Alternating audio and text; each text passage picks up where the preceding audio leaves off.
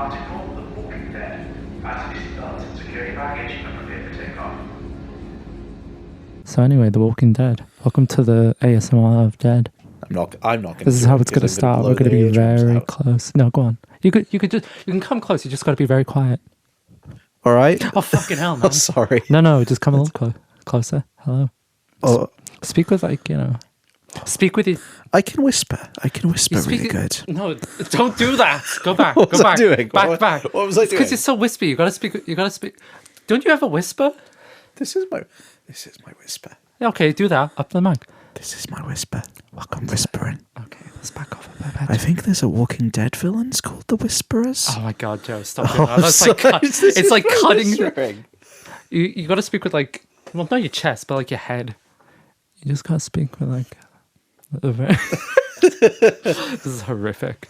I think that's cool. I know at some point there's like people who pretend to be zombies and maybe they're called like the Whispers or something. I don't know. I never got that far. How far did you go? I checked actually, because I always thought I got to like series 5 or 6. No, it was like series 3, the end of series 3, and then I stopped. I know, way earlier, because I looked through like the series summaries to see like what I could remember, and I got to series 4. Oh, maybe halfway through series 4. Yeah, because this was like one of the shows that like all of our friends watched. Yeah. But I did stop. Everyone was watching. It was huge. Yeah, it was huge. I stopped watching it way earlier than our friends did. I watched a little bit. I think I only watched like season 1. Yeah. I think I started season 2 and I was just like, I'm not vibing with this. No, series 2 was actually like one of the considered a low point, which is funny because I kind of like the pace of series 2, but I can understand why.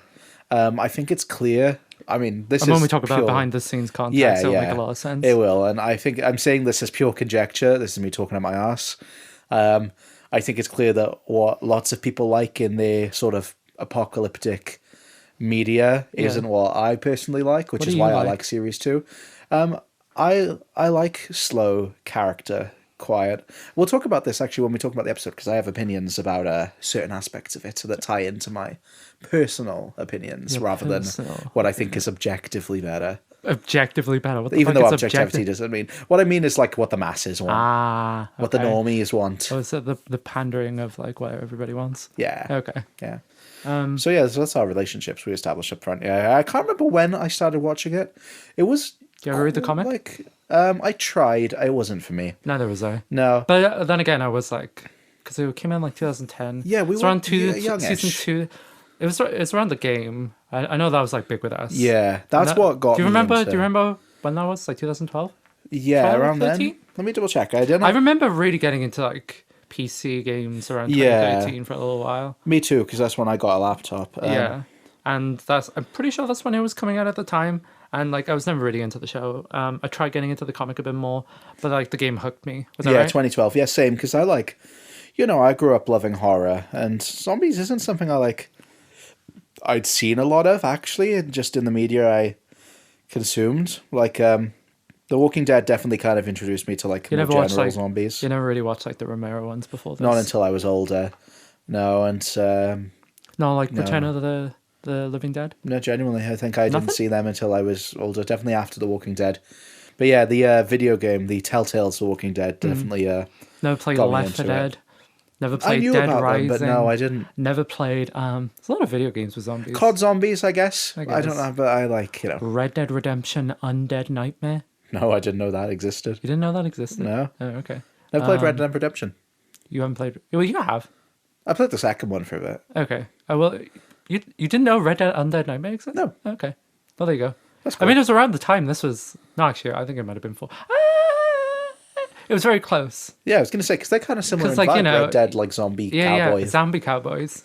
Yeah. Which I was like, I was kind of joking, like writing in my notes, is just like, oh, anything with a cowboy hat, that's like, that's just automatically a Western. But then he literally starts like riding a horse through town. It's very and he's Western. playing fucking slide guitar, and then it's just like, no, this is like going full for a Western sort of thing. It is. Frank Darabont mentions like the Western vibes of it all. Yeah, no, there was just like a massive like boom of zombie stuff. Like around this time, this was like, because like Frank Darabont was like saying, like before this, not saying that this was like the catalyst for like zombies being like a big part of the media. It was just like coinciding with like a bunch of it, that they just become a massive onslaught of like zombie related media. Yeah, because to the point of like overabundance. Yeah, because you mentioned the video games like Left 4 Dead, Dead Rising, and all them. It is, and then also you got like 28 Days Later. Yeah, that was years and years before that, though. A couple of years before, yeah. But I mean, just like you could definitely see a ramp up. Yeah. In like, because it's years before that, but then the comic started only like less than a year after 28 Days Later. Oh yeah, that's true. So even though it didn't take off in multimedia, what similarities? sense, By a lot, I mean the opening. I have more. I have information about that. Okay. Actually, we'll get to that. Should we go into some information about the comic? Everyone's talking more about zombies as a whole. Well, about the cultural thing. What's your opinion on zombies? Do you like zombies? I do like zombies. I definitely can understand how growing up, like seeing lots of zombie media in the 2010s, there was kind of an overabundance. But I do like them. I think that it's a compelling story. Like it's a very compelling schoolyard question. Yeah. What would you do? What would you do in a zombie apocalypse? Do you think you'd survive? Honestly, probably not. No. Every time I ask you this question, you're just like, no, I'd kill myself. I probably would kill myself. But like, I don't want to give. Which is not a fun answer to give. No, on the exactly. school, That's why I'm trying to think of like legitimate like sakes. It's like, I don't know, like in a community. Do you not think sense, you'd be able to withstand the worst of humanity? Do you not think in the way the world is right now? But it makes you question, like, do you think there was like something in the zeitgeist at the time that just sort of really like spoke to the zombie sort of stories? Yeah, I wonder if it was like. I mean, there was like post-financial crash. We're in the financial era, yeah. Where it's Obama now. Also, it's the whole sense, of like. Maybe it's just like a sort of like common like sort of malaise that a ton of people are experiencing at the time. Yeah, because I think a lot of the things I notice with sort of the more modern side of zombies, and I know this is true having seen the older movies, the Romero ones now. Yeah. But the whole idea of like the zombies aren't the threat, the living people are the threat. And that itself is kind of overdone. Well, if you think about it, the title's like actually kind of a play because like they're the Walking Dead, not the zombies. I mean, he says walkers. He says it. That's a quote from the comic and We're the show. The Walking We are Dead. the Walking Dead. Well, okay. Sadly, we didn't get it in this episode, though. No name drop in the first episode. No, okay. Yeah, we have to wait a bit. But yeah, I like a zombie film. Weirdly, I like it when it's like the zombies are present. Yeah. I don't like it when there's too much of a backseat. But also, I do prefer the character-driven story. Like we recently got to see 28 Weeks and 28. Well, to all of the 28 Yeah, Days we Later saw films. them like back to back. Yeah, back to back. And like the aspects I love about those films are the characterized things. But then I'd be lying if I said I didn't like different interpretations of zombies. Yeah. For example, like the 28 Days Later, the rage virus zombies in 28 Days Later are so violent and visceral. Yeah. And that virus is so aggressive where the second you get infected, it's like within a minute you're gone. Which was interesting though, because that was like kind of like, that was like the antithesis of what people generally regarded as zombies as being like some walking. And it's interesting that The Walking Dead like sort of chose to like go back to like skip that and go right back to the Romero sort of zombie. Yeah. Where they don't run, the infection takes a little while. Yeah, exactly. And it's interesting because like I actually don't like it too when it goes too far with that. So for example, World War Z, which I don't think is that great a film in my opinion anyway. No, it's dog shit. And I haven't read the book, but that style of zombie I can see the appeal, but like that is kind of like too much for me if that's the case. It's almost like the sense of like if you've got a killer and it's like the difference between a slasher, their angle is like is that they're like ants basically. I get that, but like if you've got a slasher versus a god, I almost find the slasher more scary. Because, like, they're more realistic. What can you do against a god? Yeah. So it's like Walking Dead zombie, very freaky. Yeah. World War Z zombie, it's like, by the time I'm freaked out, I'm dead. Yeah, and that's like, true. I don't find that as scary in a way. It's like, I'm going to die faster. Do you find these quite scary? I found the beginning, like, when he, like, first wakes up, not to, like, jump ahead, but, like, that kind of atmosphere was, like, it's quite scary even now. Yeah, genuinely. I thought the horror was quite effective. But I find that, and this is a praise that we'll get into in the episode, I find that zombie media, like any horror media, can have very overused tropes. Yeah. That this episode, thankfully, does subvert, that I'll go into more detail on later when we get to those scenes. But yeah, I like zombies as a vehicle for a story.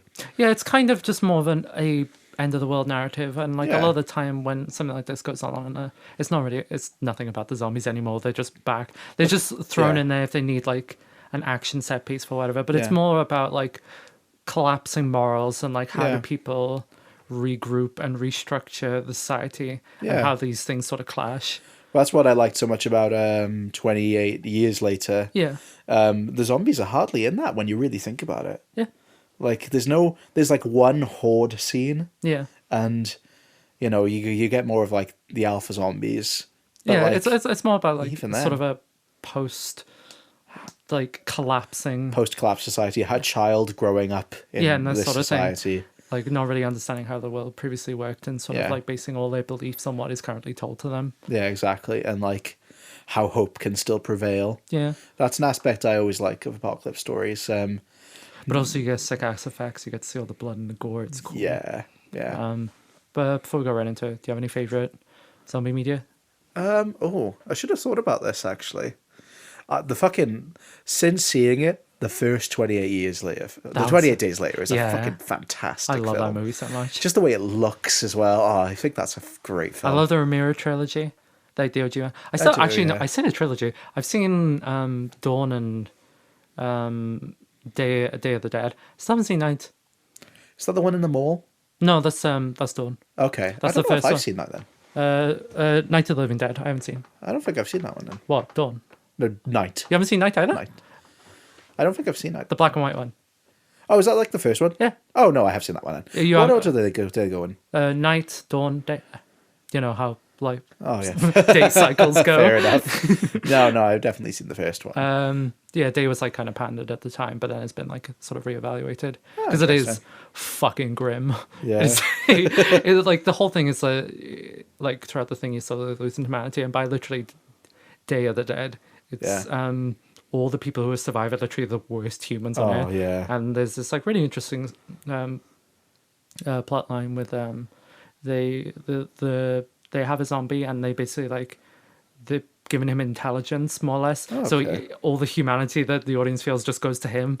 Yeah, It's very interesting. It's very grim, but it's a great film. I definitely should check them out. Seeing as like the classics and that. I feel as though there's like a massive one that I'm missing. That's what I'm thinking. That's why I'm. Let me Google Shaun it. of the Dead? Shaun of the Dead. That's what I was going to say. And like you even got that, seeing as like we were talking about like the use of like zombies in media and how like they kind of rose to prominence again in the early Yeah. 2010s, late 2000s. Obviously, Shaun of the Dead then kind of both parodying zombies, but also being a legit good zombie story. Yeah. It's that's like the best thing a parody. Well, like a Satire. like Yeah. it's like the best thing a satire could be is like it embodies like the best elements whilst like, Yeah. still parodying the ones that have aged kind of poorly. Yeah, exactly.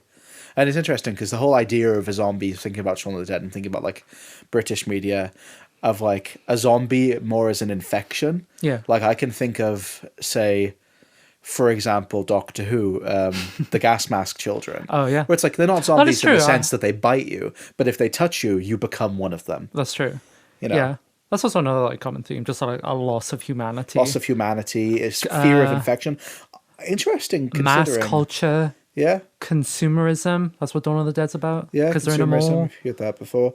It's interesting considering obviously we live in a post-pandemic world. Yeah. Where and The Walking Dead as a franchise, we'll get into it about like how long it's gone on for, but it was obviously pre-pandemic, and there are series of The Walking Dead that are post-pandemic. Yeah. And obviously the pandemic's very different than the actual zombie apocalypse, Yeah. but it does make me wonder like Do you think they what the commented writers on- were thinking, because I'm sure they didn't comment on it. But then also pandemics would still happen in the zombie apocalypse. I'm sure we'll very, very soon we're gonna have a zombie film that's just like everyone's just doesn't want to have the vaccine because it's just like. God.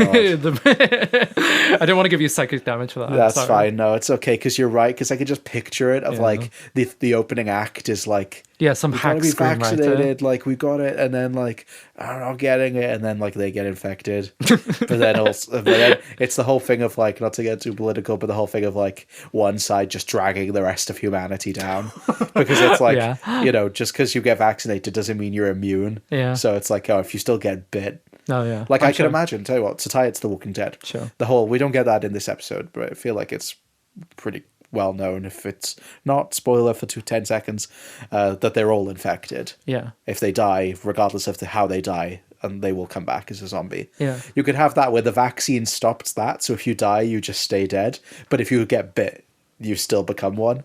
Goddamn. So it's like, we could do this. We should Yeah, do this. we should do make this. the alt-right zombie movie that's anti-vax. All of ideas. The Well, just vaccine like, makes them zombies. The vaccine is a metaphor for zombieism. My So the dude, alt-right my are dude, the right ones. we're the biggest hack screenwriters there You ever think was. we're the zombies? No, you sheep with your vaccines taking the things that This they is tell terrible. you. You're the zombies. No. This is no Frankenstein. I That's like cool. zombies as other metaphors, not as... We're not Alex Garland. We're not framing everything through the current political lens. Yeah, fair. I'll tweet Alex Garland. No, and, I like Alex Garland. No, I films. like him. I'm gonna see if I can get him to do this. Hey, we got this shit idea, but we don't want to do it. Here you go. You Yeah, do yeah. it. You've got the money and the resources Yeah. and the connections. Yeah, go down, Danny Boyle on this. Yeah, we ain't got shit. 28 minutes later. 28 minutes later. Right. The Walking Dead. The Walking Dead. Now we've talked about zombies as a whole. Yeah, sure. So you want to learn about the comic? We both said we didn't really read it, but I had read it. I'd read the first one. the massive fucking tome. Oh, did you? Yeah. Oh, nice. Did you just have like one or two of the small ones? No, I think I might have had the first book, volume. Yeah, yeah. Where you could if you gave it to a child, it would break their spine. Yeah. Yeah. But yeah, I read a couple pages, but it didn't really grab me. No, it's not for me. I definitely think that. But Frank Darabont think Yeah, that. yeah, He he picked did. us up and he was like, "Damn, this would make a good series." Well, the comic was created by Robert Kirkman and Tony You Moore. do this voice when you read. Yes. Oh no. Oh no. Oh no. Well, then maybe that's a good thing. They know I'm reading from. Okay. They know I'm spitting facts. Sure. Written by Robert Kirkman. Kirkman was a fan of zombie films. Yeah. Like the Living Dead series, as well as zombie video games. Oh, like Resident Evil. Didn't mention Resident Evil. Oh yeah. Yeah. That makes sense. It's because the new ones are less zombie focused, but Yeah. they are. Now they're just sexy. Yeah. In my head, I was like, Sexy zombies. No, I was like, yeah, of course, the lady in the newest Yeah, game, that's what I she's meant. sexy. But I was also thinking the cannibal family. Yeah, that's pretty hot. Game. Yeah, I loved the Texas Chainsaw Family. Yeah. Originally, the comic was going to be a follow-up on Night of the Living Dead. I don't was know it? if you knew this, yeah. But they decided, it was actually Image Comics who published the comics who said an original idea would actually be better because they could be more creative and retain the rights. Which is interesting. You often hear the other way around where it's like, this was meant to be original and we looped it to a franchise for recognition. Yeah, that kind of happened with Watchmen as well because it was supposed Yeah. to involve a bunch of DC characters, and then Alan Moore was just I can't remember. Maybe he just got too weird, so he was just I'll make original characters for it. So Fair. That's it's interesting. it's been known to happen. Another thing I found interesting is the pitch then went to a more generic zombie story of just traditional zombie apocalypse, which also got rejected. Oh, really? And then because it was too basic, so Kirkman lied and said the plague was sent by aliens, and it was more of an alien invasion story, even though he had no plans of adding that detail, and it got approved. God. Which, when I read that, I was actually kind of damn, I kind of wish they did that. That sounds really interesting. That sounds awful. Yeah, it does, but it sounds interesting. Oh God.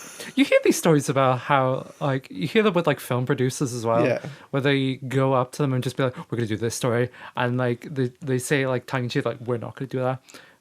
Could you imagine we're doing that? I would fucking cry trying to lie to these people. Maybe it just says more know. about me. I have a hard time lying, and it's I need to learn. I'm just and granted, again, this is Especially politics, when your job but, or something is on the yeah. line. I would panic. I'm just kind of it sounds bad against lying. I know that's the teacher in me coming out, but I have a big thing of just say what you mean. And I only think that I have that because of the prevalence of lies today, where people could just lie, and it's people in power can just lie That's and true. just get away with shit. So now anytime I hear of any lies, it's just fucking say what you mean. It's the But Christian, it's the Christian morality in you. Yeah. You need to shatter it and transcend. I do. I should revoke my clear religious. Hey, listen, man. Even if you're not religious, No, you have it's very true. clear We've grown. religious values. This is the society we grew up in. Yeah. Do you know the other one of the other writers of Walking Dead also did Invincible? No, I didn't. Yeah. Oh, interesting. Yeah. I didn't know that. That's got Stephen Yeun in it as well. Yeah, it does. Who makes a voice cameo in this episode, Yeah. but isn't fully introduced. So Walking Dead debuted in 2003, published by Mix Comics, and I love the way that this ended. So it ended July 3rd, 2019, and it was confirmed to be the end through a section of issue 139 that I guess was kind of just like a writer's page, which was just like, hey, writer check-in. There was no prior warning or previous announcement that it was going to be the final issue. Oh, awesome. Kirkman just opted to end the comic on his own terms. So I know how it ends. Do you? Yeah. I have no idea. I'll just say it and then possibly be it. Oh, okay. And that's just where the story ends. And I think that's a baller move. Oh, damn. Yeah. That's gangster. Yeah, genuinely. And like, that is how it ends. Like, it stays ended. Crazy. So, fair play to Robert Kirkman. Yeah. That's pretty cool. The series received critical acclaim, winning the Eisner Award for Best Continuing Series in 2010. And it was called by IGN one of the best monthly comics available. And it then got turned... I know if IGN says it, it's exactly. True. It then got turned into not just one show. Tons of them. A franchise. Yeah. In the biggest possible term. Yeah. It is a economic fucking pillar at this point for AMC. Should I say them now? Because I was going to go into the legacy of it at the end. But I've made a table of like all the Walking Dead shows. Should I say them now or should I save it for the end? Yeah, go on, fuck it. So we got The Walking Dead, which is 11 seasons, 177 episodes. Fear the Walking Dead, 113 episodes. 113? World Beyond, yeah, 8 seasons. Almost as long as the original. Are we wrong to like criticizing this? Because maybe we're going to be drawing in some Walking Dead fans who'd be like, actually, it's not, really good. I wouldn't say it's like criticizing. I'm not saying these shows are bad. It's just a fucking lot. Yeah, it's true. Like, I stopped watching before the Fear the Walking Dead happened. So it's like, people criticize the MCU for like once they hit Disney Plus, it became too much to follow. And I'm sure a lot of these are isolated, but then not all of them are. Yeah. Because then you got Walking Dead World Beyond, 2 seasons, 20 episodes. Tales of the Walking Dead, 1 season, 6 episode. Dead City, which is 2 seasons with a third confirmed, 14 episodes. Like the Daryl Dixon show. That got 4 seasons. Yeah, he's in Paris. Only 27 episodes. Yeah, he made it to Paris. The Ones Who Live, 1 season, 6 episodes. And More Tales from the Walking Dead, which is currently in development, 1 season, 6 episodes. Plus the video games. The video games. It also had 63 webisodes based on the original show and Fear the Walking Dead. There was a Facebook game. There was a Facebook game. There was so many games. There were books, toys, 2 pinball machines, and the Walking Dead ride in Thorpe Park. This thing went from quite a simple comic to a juggernaut of multimedia stuff. And like I said, we're only talking about the pilot really because, I didn't stop watching the show because it got bad. I just fell off. And now there's, in total, upwards of 30 seasons of collective media. And I'm sure there are Walking Dead fans who'll tell you, like, you don't need to watch this one or skip this one. But it's like, that's a lot. Yeah, I know. I cannot think of another show that has that many spin-offs off the top of my head. It's very strange. It does say, you don't see a ton of, maybe obviously we're at a very close-knit circle. Maybe there are just like a ton of like incredibly passionate Walking Dead fans. Or maybe it's just more appealing to that casual watcher now that it isn't really that invested in like a connecting universe. I have no idea how these shows work or how they intersect. And if they do it all. I could like saying like, oh wow, Fear the Walking Dead got 8 seasons. Maybe each of those seasons is an isolated story and anyone can jump in at any point. I genuinely don't know.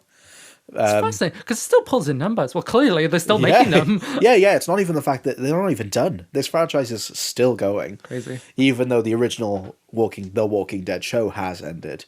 And I remember there being talks of a movie at some point that I don't know what happened with that. I didn't see anything about it. Maybe they obviously opted to do more shows instead. I don't know. Well, now that the Frank Darabont's lawsuit is done, maybe they'll bring him in to do that. What's his lawsuit? You don't know about the lawsuit? No, what's the lawsuit? It's like the lawsuit that he filed against AMC after he got fired after season 1. He got fired?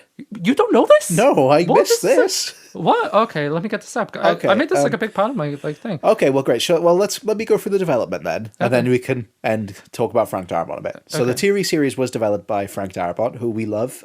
Listen to All Hail the King. Yeah, Shawshank let's do Redemption. a quick thing because he's like quite pivotal in this. Yeah, Not only yeah. did he like actually pick the comic, He did, Frank yeah. Darabont, surefire quick round. He wrote some scripts in the 80s, some horror ones mainly. He really likes Stephen King, so he made some Stephen King films. You may have heard them: Shawshank Redemption, Green Mile. Yeah, some of the most acclaimed ones. Then he made The Mist in 2006. Less acclaimed, still pretty well loved. Then, And a lot of the cast from this episode and the season 1 of The Walking Dead was in The Mist. generally incredibly well acclaimed director. Yeah. And then he made this. Well, yeah, because so January 20th, 2010, AMC ordered the pilot for a possible series based on the comics. It immediately was greenlit for a first series of 6 episodes based just on the source material, but also because of Darabont's involvement. Yeah. So, like, he very much carried the beginning of this show. Yeah, he brought like a cinematographer. Cinematographer. Some of the producers. But yeah, Obviously, much like cast, I've already said. it's a but- similar sort of thing when we were talking about on Twin Peaks, is when like a established director, they usually bring aboard like all of the people that we're working on previously, which sort of heightens the production value in general. Yeah, exactly. It makes it much more expensive, but the results speak for themselves. It looks great. It does. And even just like side characters, like, the zombie in the tank at the end, he was in The Mist as well. Yeah. Just to go through the cast. So Laurie Holden, who plays Andrea, Jeffrey DeMunn, who plays Dale, Melissa McBride, who plays Carol, Juan Pareja, who plays Morales, and Sam Witwer, who plays the soldier in the tank, all appeared in the 2007 film The Mist. And I remember watching The Mist for the first time and being like, oh my god, it's all of the cast of The Walking Dead.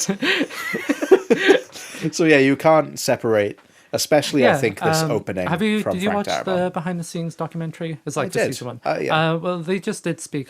How about they were like, well, not just in this, but like in general, like a ton of the cast have spoke about how they took like pay cuts and that because they just wanted to work with Frank because he's like very passionate about this thing, really good to work with.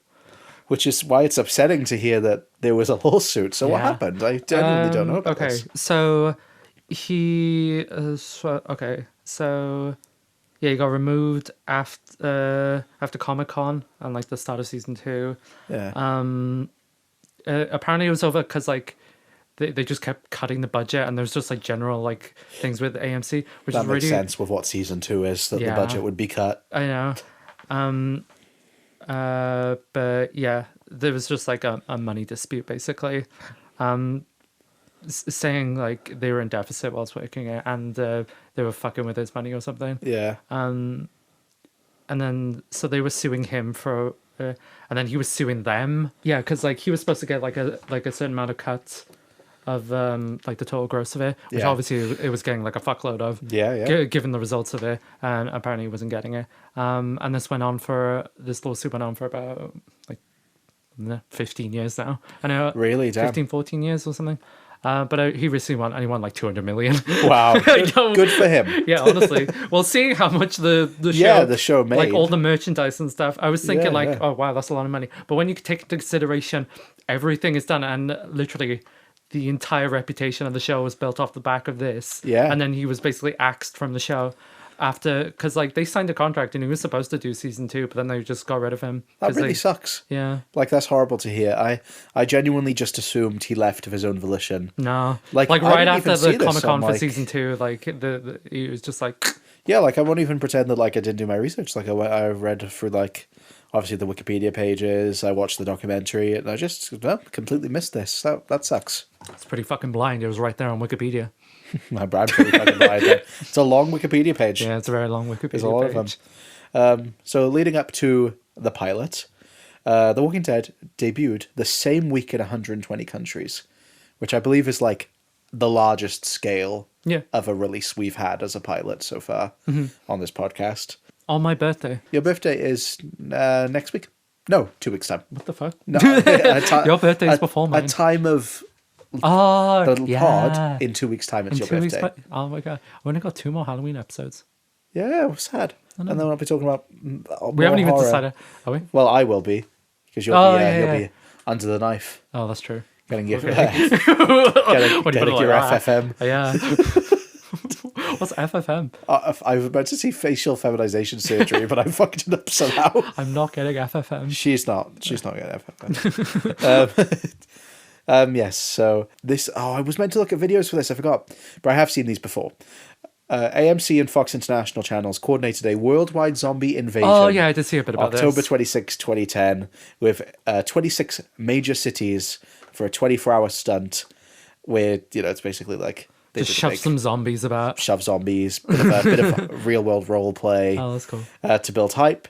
Scenes from the pilot were then screened July 23rd as part of San Diego Comic-Con, and it premiered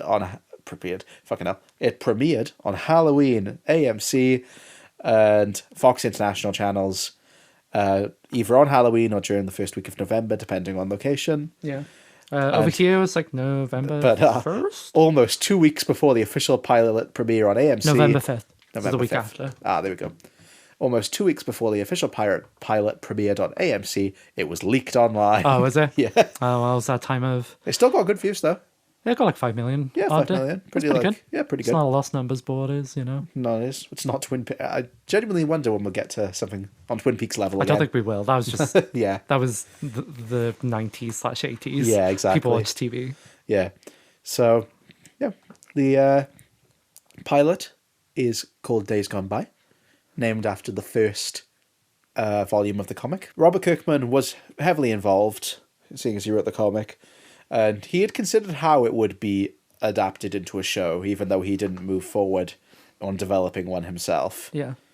But obviously Frank Darabont was like the main catalyst for the show being made. Although he did describe developing this, setting the series up to be made as 4 years of frustration. And initially he had a deal with NBC. Oh, yeah, because so he would have started in like 2006 down. Yeah. And he said, NBC were very excited about the idea of doing a zombie show until I handed them a zombie script where zombies were actually doing zombie shit. Which sounds just like something Frank Darabont would say. He originally wrote a 60-page pilot script for Days Gone By, which was eventually split in half and then embellished because Darabont wanted to slow down the narrative and dig into the characters more deeply and not focus on plot-driven elements. Yeah. It's very interesting because, like, I know we were just talking about the lawsuit, but from all the documentary stuff, it sounded like they were very much encouraged, like, his vision. Yeah, because he said, like, we filmed it like this way, but then, no, we wrote it this way, and they were just like, oh, you can expand on it a bit more. Yeah, and they also, sorry to cut you off. He also was like, fuck! He was also like, AMC won't let us do this, and then they were like, go for it. Like, they were kind of encouraging. Yeah. Yeah. So to just take like a massive like pivot, I don't know. It makes no sense to me. And also they cut the budget and then they doubled the episodes. Yeah. It's insane. Like it sounds like a recipe for disaster. Why would you hire this guy who clearly knows what the fuck he's doing and what he wants, and to only just be like, no, do this. Yeah, it sounds like a setup for a failing show, except it then didn't go on to fail. Yeah, it went on to like a major succeed. Yeah, regardless of your opinion. Maybe on, they were the right itself. then. Maybe I don't know.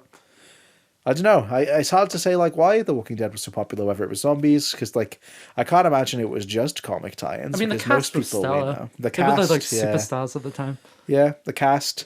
People got invested in the characters. Yeah, which is why like I can imagine numbers dwindled as it went on. You know, I know our friends left after I'll bleep the name, but died. Yeah, like I remember that being a big drop-off point for a lot of people. Yeah, so. It's, around this time, like, it was similar with Game of Thrones, where it's just like it's a big thing having like having big major character deaths. It's like, well, like especially pivotal in the I remember it being in sixth form with Meg coming in, and like I can't remember what season, but I know that like when dies, it's like you see it from his point of view, so you don't know who gets killed. Oh, yeah. And it was like the season cliffhanger. Yeah. But like it had been leaked that it was. And also, I think he dies the same way in the comics.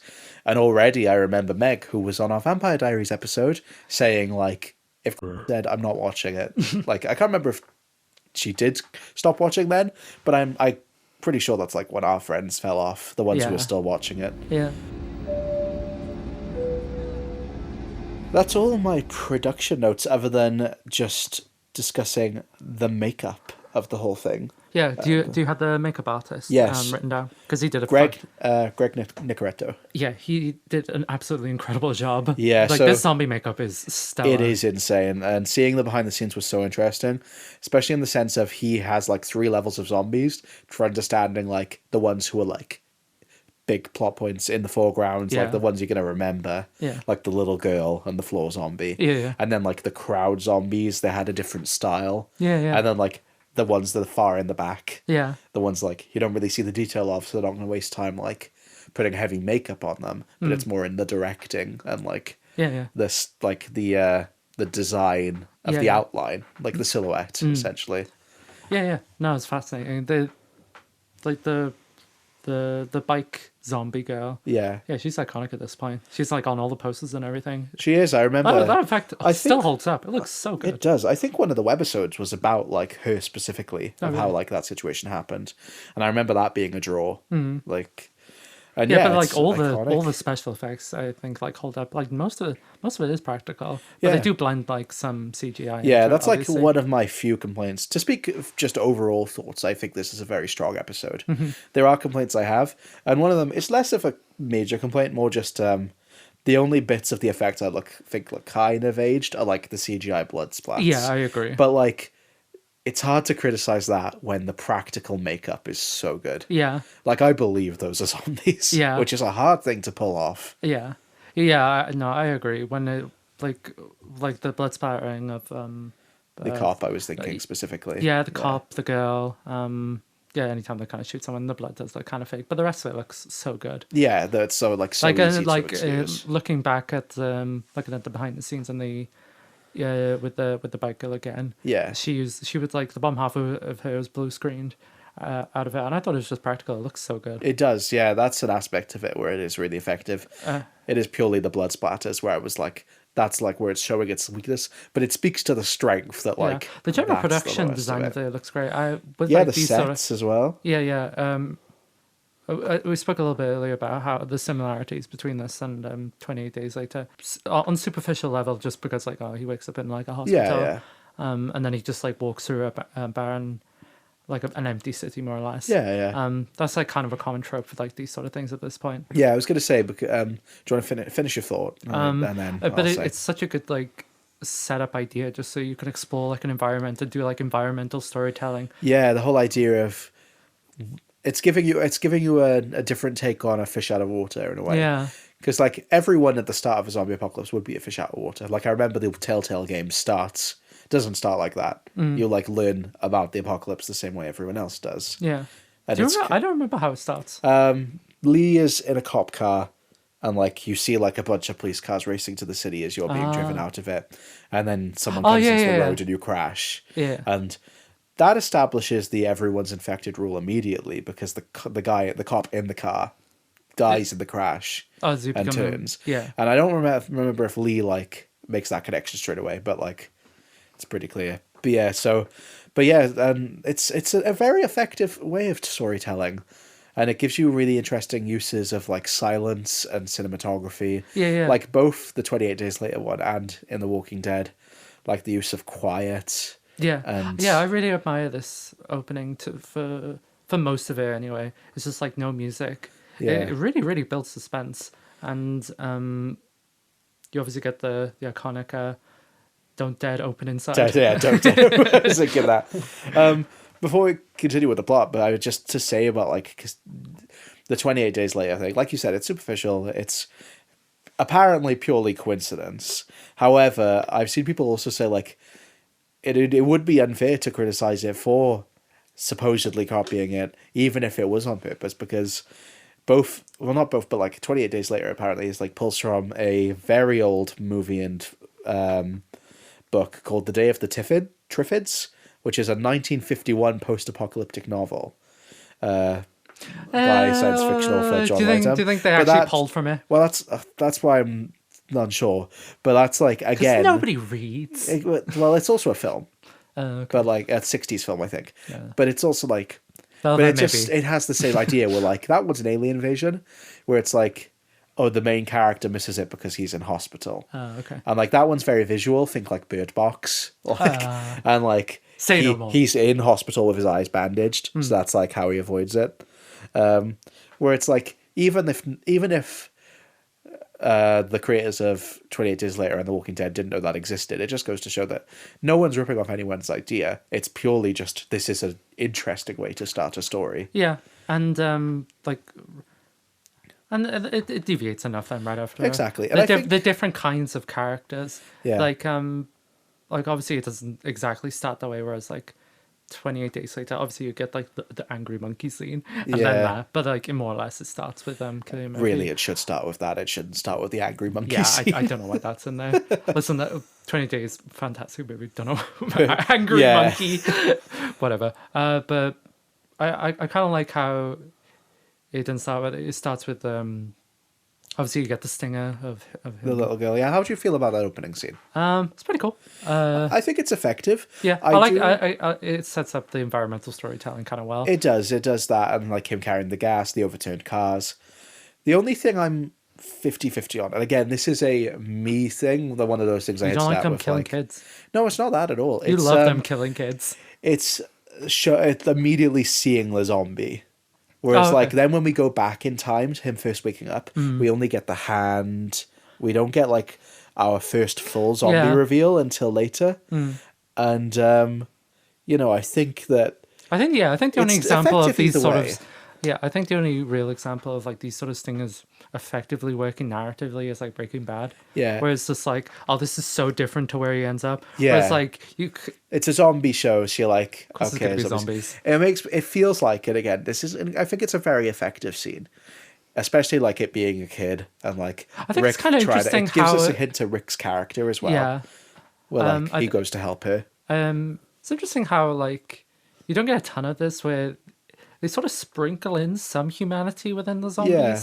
Like obviously she like picks up I was teddy thinking bear. that because I know one aspect of The Walking Dead is the zombies kind of have like evolved throughout, not in the 28 day sense of like alpha zombies and stuff, but in the sense of like I think at one point there's a zombie that like climbs a ladder. There's a zombie that like grabs a rock and to like hit someone with. Yeah. And it's the same with like the mother that turns the handle. Yeah. Like It's there's almost still like there is stuff something within someone them. there, which I think adds to the humanity of why they would then hesitate. And Rick, you get that with Rick later when he's like, are they definitely dead before he kills one? Yeah, because like a big theme in like, and I'm sure like throughout this, but like specifically throughout the show, but specifically in this episode, is like obviously struggling to like move on from the past now, like with I can't remember the character's name. Morgan. With Morgan and his wife and that general idea. So just kind of interesting that but with like them giving humanity to like the zombies as well, where with like the bad girl, he chooses to like kill them. He speaks to her as well. Yeah, and it's just like she's just been crawling for like so long, and it's just like there's the way it was framed and the music plays, it's like it feels like kind of like an empathetic lens to them, and I thought that was quite interesting. Only in the end sequence, which I have other opinions about as well, kind of related to this. Only in the end sequence do we see Rick kill for survival. Yeah. In pretty much every other instance we see him kill, it is out of like mercy. Yeah. And I think that's interesting. And that's why I wouldn't want to cut the opening scene out. Yeah. I think that especially at like being a child and like again showing that like humanity shining through is really effective. It's more, and this isn't me being cynical, that opening scene gives studio execs saying we need to show them the zombies to get them hooked.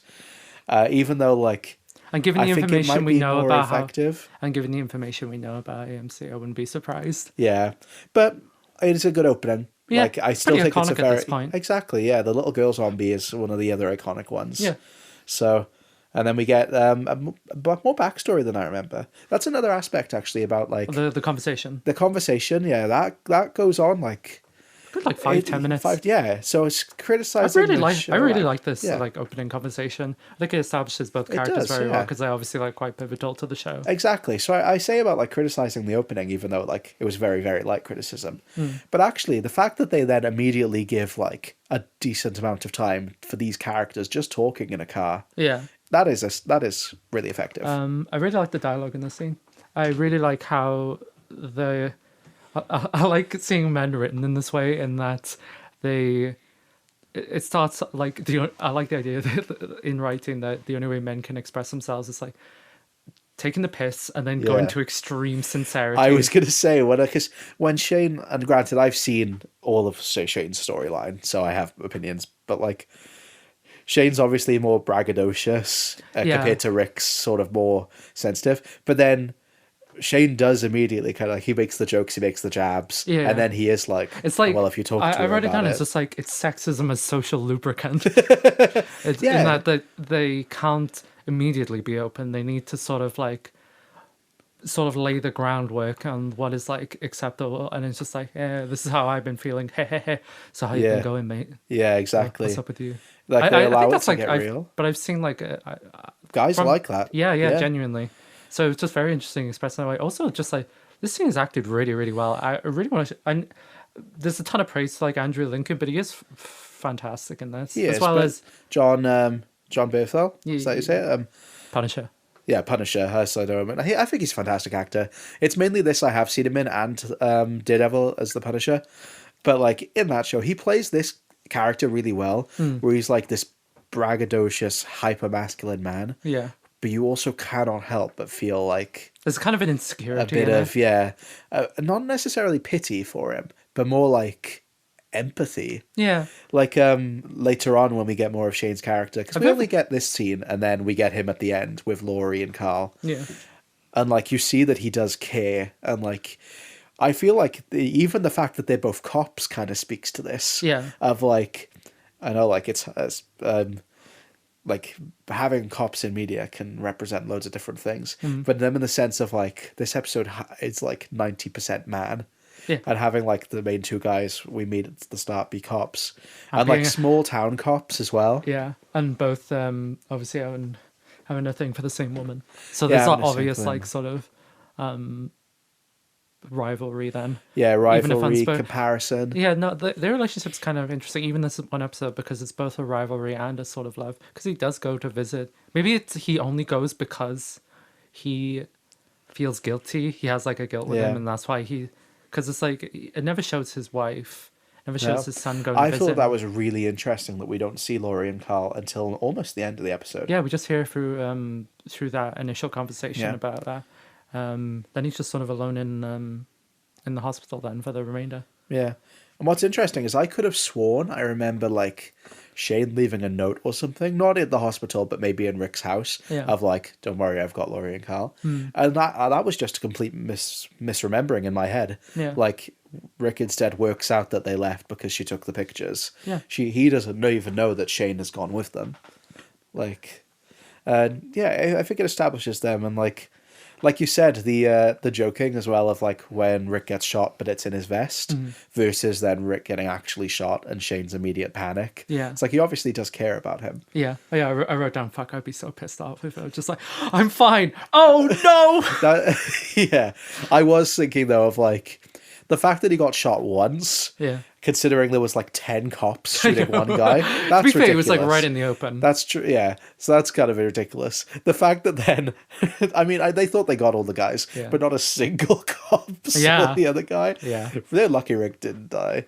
But even then, it's that's another difference between 28 Days Later and this of like, Cillian Murphy is obviously way out of the loop in 28 Days Later. Yeah. But like Rick is already at an immediate disadvantage because he's still wounded. And like he kind of gets over it relatively quickly. Yeah. Once but he's still like pretty weak because he's like walking around. He's very weak. Also, like we get the whole thing with Morgan thinking that he's been bit. Yeah. Whereas like that's a whole other thing with the injury. That's a good way of establishing that. Another reason 28 Days is better. They don't hang dong in this. Oh yeah, they don't hang dong. Which is a shame. Yeah, no. Yeah. Oh well. Especially 28 years. That hangs What is up with this franchise and hanging dong? Honestly, does 28 Weeks hand dong? I don't think so. I don't think so. That's why it's the weakest one. It is. Yeah. We're ranking them on dong hangage. And 28 years is winning by a mile. So, yeah, saying that about like Shane seeing him in the hospital, I like, you know, we've already alluded to it, but that opening hospital scene, but even just the immediate assumption of like, Rick wakes up, the dead flowers, the clock stopped on the wall. The whole atmosphere of that is incredible. Yeah. Of just the use of the dying flowers. Just looking to show over. time has passed. Yeah. It's really creepy. Yeah, it is. And like him calling out for a nurse, and we as an audience know it's like, oh fuck. Yeah, But he doesn't even know yet. And like, you know, calling out like that could have like been the death of him. Yeah, yeah. And him like, searching through the halls. Doesn't he like try the phone as well? Yeah. And that's down. And this is one of the areas, like obviously, like we said about the don't dead open inside. But like the first shot of a dead body we get is that fucking like majorly mangled corpse that he sees. And, it is horrific. It was like really well done. It is. Like, and, the broken lighting of everything. The scene I was genuinely kind of like going, oh my god, is when he was like walking down the dark shaft. Yeah. I was just thinking like, oh god, because it's just like there's no music through all of that. No, scene. it's silent, and it only starts playing like as soon as he goes out into the open yard with all the corpses everywhere. That's one of the scenes I said where this subverts my expectations of what horror would do so well. Yeah. Whereas usually in that scene you're thinking like, oh god, there's going to be something there. Even if it's not a zombie, there's going to be a corpse. There's going to be something that makes him jump. But it's just nothing. No, there's not. He walks down, and then when his last match goes out and you see the exit door, you're like, here it comes, and he just opens the door. No. And it's really good at building because there isn't really a jump scare in this. No, I can't think of one. No, it's just really good tension. Yeah, genuinely, because there was another moment later, I can't remember, but I'll find it in my notes as we go through, that I felt the same, where I was like, oh, it was when they were looking through the door panels. Yeah. And I was like, a lesser show or film would have done it where one like walks right in front and he jumps, but it doesn't. It gives it slow, and even when he looks through the eye of the door at the mother, she doesn't like lunge at it or anything. She's just stood there. Yeah, it really. No, he's clever enough to understand. Like, if you start sprinkling in these like jump scares, it cheapens like any sort of suspense that they're building. Especially because the zombies aren't trying to scare people. No, they exist. Yeah, they just like overwhelm you at points.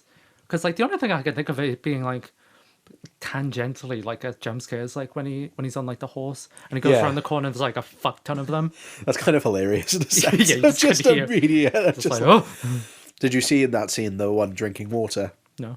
Oh, it's very. I was looking out for it, so I don't blame you. Was there a guy with like a bottle of water or something? Yeah, but he's like far in the back. Oh, okay. I don't blame them for not noticing, but like I knew about it, so I was looking. Did you see one of the zombies that was like Frank Darabont coded? He was wearing like a Hawaiian shirt and like a horde of like brown, because like the production designer did that on purpose, where like none of them was supposed to like stand out. They're all supposed to have like sort of similar clothing. Yeah, that's fair. I didn't notice that, but I'm just showing Viv the clip of so it's Rick going around the corner, and hopefully this zooms in. If not, I'll do it. It's like, it's so not noticeable unless you are looking in the exact right place. Zombie was thirsty, man. Well, when they were filming this was like the hottest summer ever in Atlanta. Imagine. And filming in the city as well. Yeah. Like, fair play. This is like another big benefit to the show. Like at least the first season was like all on location. It was, yeah. It was all filmed in Atlanta, Georgia. Yeah. The average Atlanta experience, am I right? I don't know, I've never been there. No. But I've seen Atlanta. We have seen Atlanta. We should cover that. And we do kind of reference that, like, relatively often. Basically, anytime we're in the parking lot. Yeah. We should cover Atlanta. We should cover Atlanta. It'd be really good to revisit. We'll do an FX spot and we'll cover Atlanta. Yeah, we will. Speaking of Rick being a cop, though, did you notice the hideous American flag decor in his house? Yeah, I did. I mean, he is a cop. It's like, what else this is expect? He's a quintessential American hero, played by a British man. Yeah, he is. Every time I saw an interview with Andrew Lincoln, and he was just like, well, you know, God blimey, I'm just a little cop. He does the American very well. Yeah, he does. Obviously, like, everyone is fooled every single time. Yeah, genuinely. And, like, I think, the cowboy cop aesthetic definitely helps. Yeah. Look, all cops are bastards. That fit with him on a horse with a cowboy hat. It's pretty good. Yeah, that's pretty iconic. I think it helps that it's not like the blue badge cop. It's like, a sheriff. Yeah. Like, that does help the aesthetic. That scene has one of my other, like, very minor complaints. Yeah. When he's like, is this real? Am I here? Well, like when he's on the floor. Yeah, when he literally says You don't it. like that? I don't mind the sentiment. I think him literally saying it is like... To be fair, he was like pretty out of it. He was pretty out of it. And like, I like that he then slaps himself, and I do think that that's effective. Like, maybe they could have just had that without... But it speaks to the strength of the rest of the episode that, like, all of my complaints so far are basically nitpicks. Yeah, but then he meets Morgan. Gets slapped in the face with a spade. I know he doesn't know what the zombies are, but it is kind of funny how, like, he sees the guy, and I know he's a silhouette, but he sees this guy, like, walking way fucked up, and he is just like, hey. It was like all blurry. It was all blurry. I don't blame him. He doesn't know zombies exist yet. Dwayne's so funny in this scene. Where if Rick was a zombie, the fact he just bashes him in the head. It goes like, bonk. Gives it like a Looney Tunes sound effect. It's funny because I remember... Surprised like fucking some birds didn't circle around his head. Because I knew that Morgan was coming. I could remember a lot about this episode, even though I hadn't seen it for so long. Yeah. But I completely forgot that it was his son that bonked him, and I do find that way funnier. That like this, like, what, 8-year-old is walking around with a shovel as a weapon. And he gets dragged in the house. He does. We meet Morgan and Dwayne. We get the exposition, the necessary exposition. Yeah, I think it's handled well. Yeah, no, I don't think it was that bad. Especially because it sprinkles in some of the rules of the zombies that we know as well. Like, obviously, we get the whole, like, do you get bit or scratched? But we also get the mention of... But no, it makes complete sense, because obviously he comes out of the hospital, he's covered in wounds. He doesn't... Yeah, so it's less them explicitly telling him that. It's more like a question. And then also we get, the naturalistic dialogue of, like, don't open the curtains, they're drawn to the light, and I shouldn't have fired off the gun, and like, oh well, we know that, and then the car alarm goes off, and it's like, oh, but it's going to attract more of them. So like it draws attention to these things without having hitting you over the it's head. not Morgan literally setting Rick down and being like, right, if they bite you or scratch, like he does say, if you bite you or scratch you get a fever, you die, but like it doesn't lead with that. It kind of gives you a chance to work out the rules first, and then goes into the exposition of it, and it makes sense. Usually my main complaint, I don't hate exposition, it depends on how it's written, but my main complaint is especially when exposition's given to characters who should know the information. Where it's like in this, Rick didn't know fucking anything. So it makes sense for someone to literally sit down and tell him. Yeah, he's a fish out of water. Yeah, exactly. And then he's just drawn into this, and now he's got to learn all the rules like we do, the audience. He does. But like, even just then, even though it's an exposition scene, we get so much character building of Morgan, who's, Morgan and Dwayne, I know Morgan does because they get their own back. like little micro story. Yeah, exactly. And like, you'd think they would be in there for the long haul, but then they leave halfway through the episode, or like, but then like, you get Dwayne. I'm trying to remember what he says. What bit? When like Rick was like, "You shot that man," and I think Dwayne says something like, "It weren't a man" or something, and Morgan makes him correct himself. It's like, "Oh, it wasn't a man." It shows like even in the apocalypse, even in the apocalypse, these people are trying to like hold up manners. They say grace, and I especially like that it's not Morgan that insists on saying grace; it's Dwayne. And like it shows like this little boy just kind of wants things to be normal. And we get that with. Well, he's also allowed to show emotion. I feel like a lot of these shows. Yeah, that was like a very emotional scene where it's just like he's just got to express his grief extremely quietly. Yeah, he's got to cry and like into a pillow. You can't draw. I like that Morgan doesn't try and shut him down. It's like, hold it back. You can't cry. He's literally like, you cry into the pillow. Like he lets him have that emotional outburst. Because fucking Morgan's got to let loose. He does. He does as well. That's something I like in this, and I remember it became. We kind of talked about this before we started recording about like the memes of The Walking Dead, and one of the few I remember is that when eventually Laurie dies, I remember there's like Rick crying, and like Andrew Lincoln goes all for it, and I remember that becoming a meme. And we spoke about this in Twin Peaks about like Tobey Maguire's crying face becoming a meme, and it's like, no, I like seeing these men, or in Dwayne's case a boy, but seeing these male characters be able to let loose, because this is a horrific situation they're in. People forget that like, we're watching this as media, but in the frame of the show, it's real. Like, it's a horrific circumstance. It is. And but also it's really funny watching men cry. It is very funny. I'm kidding. No, No, it is really good. It's funny because they shouldn't be crying. Yeah, because it's really. They should be like really suppressing that. They should. And honestly, they should just go over it. Oh wow, your wife's dead. Go over it, man. Honestly, yeah. It's like your wife's alive. She's there. She's just a zombie. It doesn't mean she's dead. Just like, what's the difference? All right. Just guys being dudes. Yep. Well, there is a good sense of guys being dudes in this, where they go to the police station. The police station. They all shower together and just like There's vibe in. that's like one of the few moments of levity, but it does play it so well. It does, yeah. Because like I don't know, man, we've been camping a lot, and just Oh, having that a moment hot of having shower. a real shower, Yeah. it's kind of just like I'm a fresh new person. This is probably the first like shower where Rick has a shower in like the first time in probably like a month. Probably Yeah, reeks. true. He's washing his wound, and then he puts on like fresh clothes. He was in his boxers like the whole time. Yeah, it was. Yeah. Oh yeah, I did say earlier, but that one scene where he was like on the bike and he was like coming down a thing. And Yeah, his his cape was like cape flapping. I did get a bit of a chuckle out of that. It's a good thing this is made for TV and it wasn't like Danny Boyle, because if it was realistically, Flapping in the I was wind. gonna say if he was in a hospital gown, because you are usually naked into those things. So We've been going all over the place. Andrew Lincoln just cock out in Atlanta. Fuck, we could have had that. Damn. Speaking of Andrew Lincoln's outfits, though, I really like his during his first kill, his zombie fighting gear, where he's got the helmet, like he's got like a face mask. Yeah. That's giving Shaun of the Dead. It is, when yeah. they go do it out the back, where they get the cricket. Bats. And He's like really trying, and he's keeps fucking it up. Exactly. That one zombie was putting up a battle. Yeah, it was. I mean, I can imagine it's pretty hard to actually like bash someone's brains in. Yeah, to be fair. Because it's not just blunt force trauma. You've got to crush the brain. Yeah, you gotta like absolutely flatten it. And his acting in that scene is incredible, where he almost goes kind of animalistic for a second and just lets loose. Yeah. Almost as if he's like letting all his frustration out. Yeah. But then he gets really fucking sad about it as well. Yeah, the acting, considering it is only like kind of these three characters, like we said about like Morgan has a cry as well. And like one of his scenes I found really effective is when they go to Rick's house, and Rick says about the pictures being taken, and Morgan's so like, "Oh, my wife did the same." Yeah, I was thinking that he too. like laughs, But and then it turns like so upsetting. Yeah, that was like a really great moment. I was thinking about that as well. Yeah, of just like it's not melodramatic as well. It's not like he laughs and then turns to sobbing. Yeah, it's just a sad laugh. Yeah, and like it's able to express grief in such a realistic way. Yeah.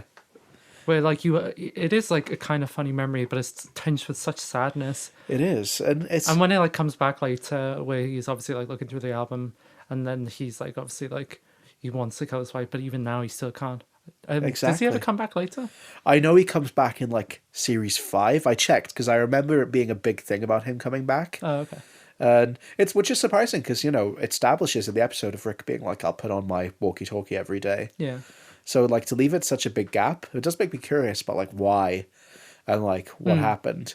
I will say though, I know about like Morgan coming back. I have no idea if Dwayne is alive. Oh damn! Which sucks if he's not. Yeah. But I genuinely don't know. He might be. I'm never gonna. I know we always say like of maybe we'll carry watching on. these shows. No, not this one. There's too much. Yeah. Like I was genuinely like earlier because I have not worked today and like I actually had less stuff to do.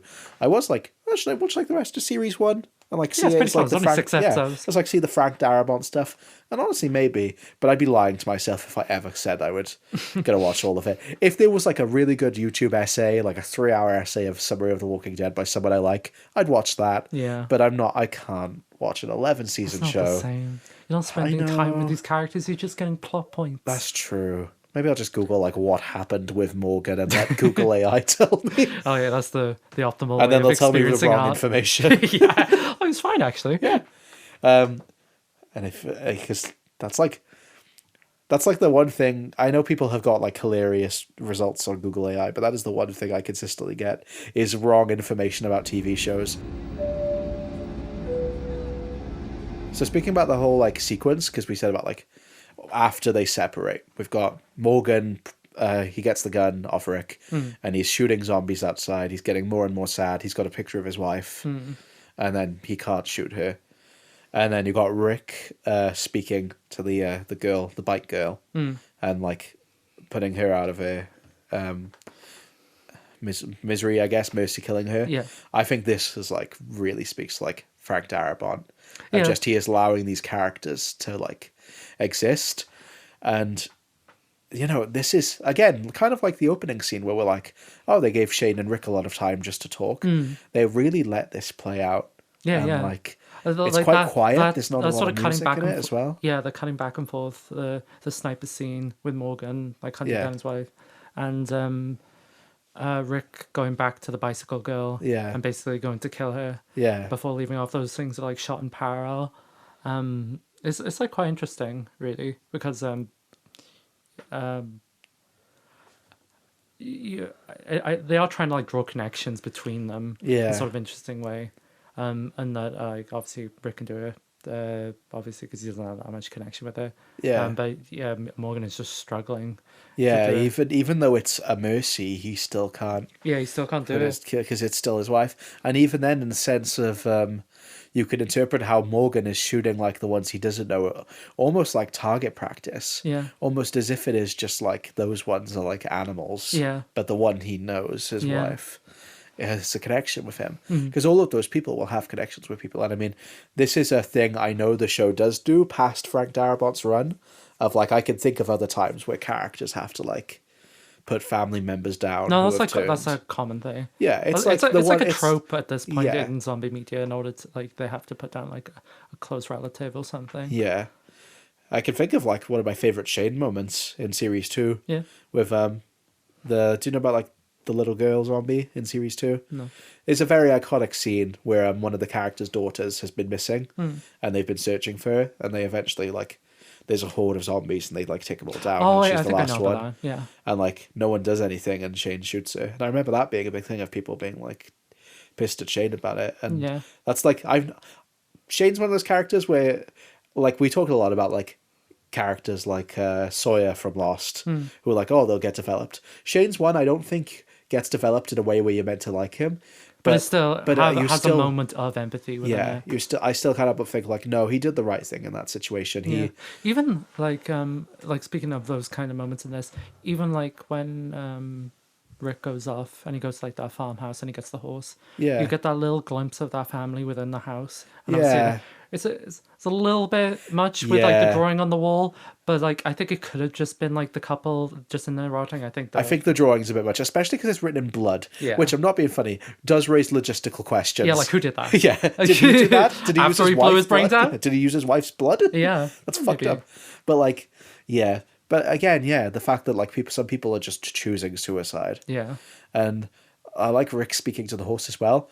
I'm not one of those people who's like overly upset about animals in media. About the horse. The horses are really tragic. I know, because he's just like he has like this genuine connection with it for a moment, and having a little bit of comic relief as it's like the horse is going ape shit, just absolutely pelting down the road. He's going, but just to see it go immediately, I was like kind of sad. You feel like the horse could be like kind of a companion for a little bit. And it's also really he just sad. looks so cool on it. He does.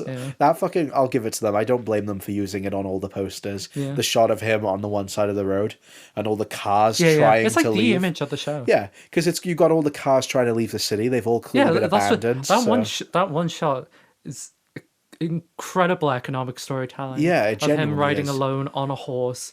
Like all the empty cars and the rotting city. The fact there's not a single car on his side of the road. There were no cars going into the city, only out. It's genius. It's brilliant. Yeah, genuinely it is.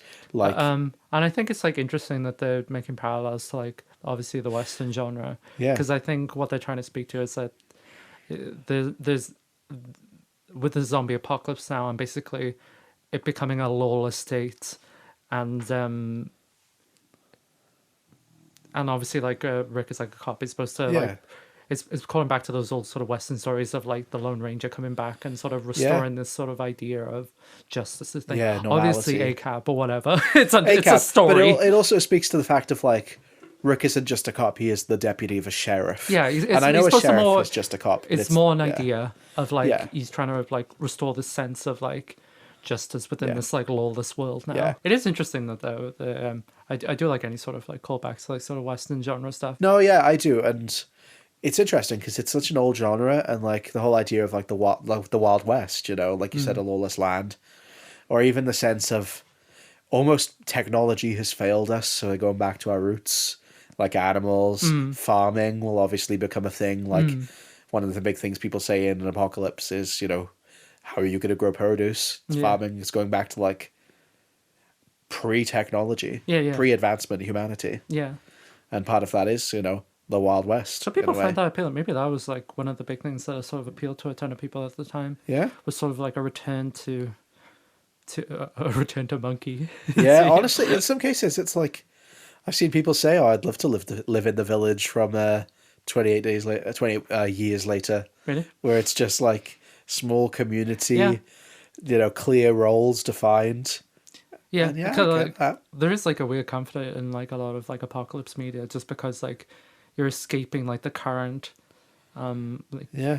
caged economic system you're in, and you're able to like, in a way, it's like obviously way worse. You don't have like the healthcare or the convenience, but you're given this, even if it's sense of community. Yeah, even if it is like sort of like flawed.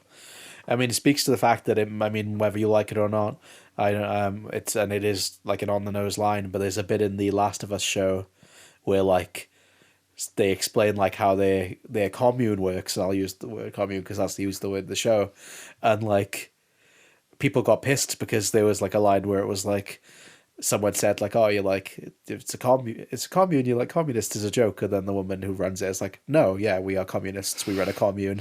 And I remember people being pissed about it being pro-communist, and it's like, well, no, it's literally just like the idea of community, and whether people like it or not. One of the things that kind of appeals about this situation is kind of the downfall of capitalism. Yeah. Like, it's true. Yeah. Like, you're not bound by money. Yeah, you rely on each other more. Yeah, it's that sense of community, that sense of, like, surviving off the fat of the land. Yeah. Yeah, it's a genuine But that's the idealized version. Obviously... That's not the 90% of the population has been devoured by zombies version. And also the people who survived are just as much monsters as the Walking Dead. The Walking Dead. We're the Walking Dead. We're the Walking Dead. Yeah. What do you think about them calling them walkers? I was thinking about this. Yeah. This was just during that period where you can't call zombies zombies. Yeah. I understand zombies is a weird word to say in media. Especially because you've got to establish... Zombies are so tied to, like... The word zombie is so tied to the genre. Yeah, that's what I mean. It's like... For example, we recently did Salem's Lot for All Hail the King, and I was surprised when they knew what vampires were. Because I feel like if you establish that thing exists, you then have to play with the fact that the characters know what it is. Yeah. So, like, for example, in this, if the characters know what zombies are, it does kind of... It's like, so have zombies existed in, like, fictional media? Yeah. Or is this just kind of a term that came about? Yeah, exactly. I can understand the sort of plight. Some people get really annoyed by it because they just want them to refer to zombies, but it does sort of raise questions. I think it depends on the word used. I think walkers is a good word. And, like, especially because when the zombies, like, if you want to get into the semantics of wordplay, when the zombies aren't actively attacking someone, they are just walking. Like, they're constantly moving. Makes sense. Like, the other ones I can think of are, like, the clickers in Last of Us. Yeah. That's effective. I can't think of any examples. I think it only really annoys me when it's very clear they're trying...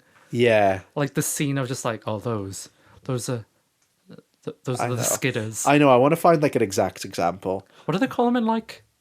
I don't know, the fucking Divergent or whatever. Is it Divergent? No. Yeah, the fucking Maze Runner. Oh, what do they call them? I don't know. I know it's On the Scorch, but I don't know if they call them like the Scorched or something. Yeah. Just anything in sort of a YA context where they got to give them like a name. Yeah. It just kind of it's giving like zombie story whether they can't call them zombies. Yeah, I know. It's giving me like not a zombie trope. That might be it. I'm looking for like examples. Are you on TV tropes right now? Yeah. Yeah, I can't. Unfortunately, I just can't find like a simple list. Do you know what else is given? You know when politicians are just like, oh, they're not homeless, they're just... Oh, fucking rough sleepers. They're rough sleepers. Yeah, I fucking hate that terminology. Yeah, you're exactly right. It's like... It's giving political speak or something. It is. It's, political speak. One, I don't know what this is from, but one's interesting where it calls them Zeds, where it's like... So there's zombies, but they got abbreviated. Where did they get Zeds. this? Yeah, where'd they get the Z from? They're snoozing. Ghouls is a good one. Ghouls. This person's put a couple. Fucking Charlie Kelly would call them Ghouls. Oh my god, they're ghouls. Yeah. Walkers, runners. Romero zombies. Ghoul. Okay, there we go. Yeah, ghouls. They're coming to get you. Carriers. Crawlers. Farters, shitters, Farters, shitters, stalkers. cummers, pissers. Screamers. Oh. Horde masters. Whores. Whores. Nazi zombies. I forgot it was for some reason I thought COD zombies were called like literal Nazis. Right. So I just like the idea of that. Oh yeah, deadites, technically.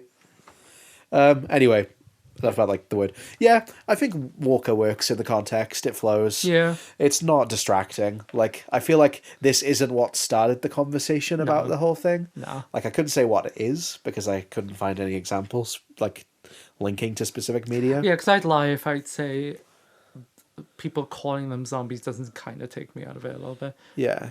But maybe I'm in the minority with this, but I'm okay with it. I'm okay with it, especially like in a world where zombies clearly don't exist. Yeah. If it's in a world where zombie media does exist and they're like, oh, that's what they are, fair enough. Yeah. But you know, like we said, where'd they get that word from otherwise? You've got to establish that. Yeah. So just to finish out the episode, goes into the city. Yeah. He's we didn't say he sends out a radio signal. He does, and it gets picked up by a survivor camp. Yeah, but he can't hear him. I had this thing where again, like this is my other second point. So I mentioned earlier. Do you know like that whole scene? Not the scene. How I felt like the beginning was an add-on to like get the audience in before like the slow build-up. Yeah. After Rick leaves Morgan and we get our somber scene, I feel like the episode could have ended there. Yeah. And then the next episode could have started with Rick going in the city. I honestly think the episode could have gone, but I think he should have made it more ambiguous whether Shane and that were still alive. Yeah, like I'm surprised that we saw them, to be honest. Yeah. Because I remember like they don't immediately meet up with Rick. It actually takes a couple episodes. Oh, does it? I don't know whether it's at the end of the next episode or the episode after that. But like... I think the... like Stephen Young's Glenn. Glenn, yeah. Yeah, Glenn speaking to him. I think that would have worked better if it was like... That was the first we'd heard of anyone. I think that would have like really been like, oh, there's like still hope out there. Because like, I like the way it was played out where obviously he's like looking around in the city, he thinks it's one, turns out there's like 1 billion of them just around the corner. Yeah. But then the whole panic of him running around, him about to commit suicide. I like that. That is a bit hilarious that he was about to shoot himself before noticing a giant hole in the tank. Yeah. But like, I get it. I really like the action sequence to the point where like, I was kind of like, oh, I could see why this is where they wanted to end it. They wanted to have a big set piece. Like you said, the horde of zombies to show like, because at this point, the zombies haven't really been a threat. Not really. It's like, more been an abstract. Yeah, but like Morgan even establishes and says like, one you can handle. If there's a group of them, like, watch out. And we almost see Rick die because of that. And like, even in his panic, like, miss out the fact that he sat next to a zombie. Yeah. That, like, luckily he kills straight away, but gets a concussion. Yeah, exactly. He blasts himself in the ears because of it. I like they played with that though. How just all the sound reverberating within the tank. Yeah. Just, it gives him like a concussion. And establishes kind of like we like things that do this where they're human. Yeah. Like he establishes like Rick's not a superhero. No. He can get He's injured. very vulnerable. Yeah. And like you said, I think I agree that Stephen Yeun's character, Glenn, like being over the speaker, is that first sense of connection would have been more effective. I think best case scenario for me would be end the episode early and have like the somber ending, and then next episode starts with the big set piece. A little bit meat in the middle is maybe just cut out Shane's group bit. Because also then we get more ambiguous, and maybe you can have, because Rick doesn't know that they are there. Yeah. So because I remember Rick reuniting with Carl and Laurie is a very emotional moment. Yeah. I think that would be even bigger of a payoff if that was the first time we were seeing them. Yeah, where it's like, whole, we don't know that they're their safe. Relationship dynamic being revealed. That obviously Shane's been with what's his wife's name? Laurie. and like trying to act like a sort of father figure to Carl, yeah. Like, granted, I don't remember how much they were maybe in that the would have next been episode. too much. Yeah, because I don't remember how much they were in the next episode. We might see more of Shane and Laurie before Rick. Yeah. And maybe even see Shane possibly being like, oh, I kind of hope Rick's not alive. So obviously not saying this literally, but kind of hoping Rick's not alive so he can have like Laurie and Carl as his family. You could maybe have that, but I genuinely don't remember. But yeah, it's the cutaway to the second group that kind of takes me out of it a little bit, where it is just like, it makes him feel less isolated and does kind of make it feel like, oh, well, his family is safe. We do tend to like sort of prefer stories to sort of stay focused on one sort of story at a time, though. Yeah, we do, yeah. Maybe to the point of it, because like I think we like in stories when it takes place with one person in one location all the time, to the point where like we like quite skeletal stories. Yeah, well, this is why I said, like, I'm not going to argue, oh, this show would be better without the little girl opening and ending early. Because that is my specific type of media I like, where it is slow, quiet, and somber. That is not for everyone, and that is okay. That is a very specific opinion. Hey, that's why the show is like a multi-trillion Yeah. franchise. Exactly. It's like, it's got mass appeal. Yeah. And I can understand that they want especially at the beginning, they were allowing themselves to do the somber moments, but also they did want the cool set I think pieces. what I admire most about this episode, and probably like the rest of the season, is that they do give so much time for like these really, really somber moments, and able to like really hold with it. Yeah. Which is like, for TV, that's like quite rare, because usually like with this sort of thing, you gotta like, but by the second outbreak, you gotta introduce all your characters. Exactly, and the fact that we don't meet all the main characters from the main group. There are characters in this original group who outlast Rick on the show, and yet we don't meet them. Like, because at the start, obviously, they were all kind of side characters, but even in the sense of, we only meet Laurie and Carl for like 2 minutes. We get a good establishment of Laurie's character, where she's quite headstrong, quite determined. Carl doesn't say a fucking word, but he's like 5, so it's fine. But yeah, it's interesting, especially in the sense of, like I said earlier, it kind of sets it up as if Morgan and Dwayne are going to stay with Rick. Yeah. So for them to then separate, it would have been kind of nice if they had allowed him to feel isolated for a little bit. Yeah. Which, he still feels isolated. It's more as an audience, we know that there are people out there. Yeah. I would have liked that as well. Yeah. That would have been like our show. However, that's because I like them being able to... I like stories that have very strong constraints, and one of the hardest things to make interesting is just one person alone. Exactly. And how do you express what they're feeling or whatever? And I can imagine an audience general review would be like, but what happened with Shane? We were like, is he alive? And rather than waiting a week to find out, they're just like, just chuck him in so people know. Yeah. That's fine.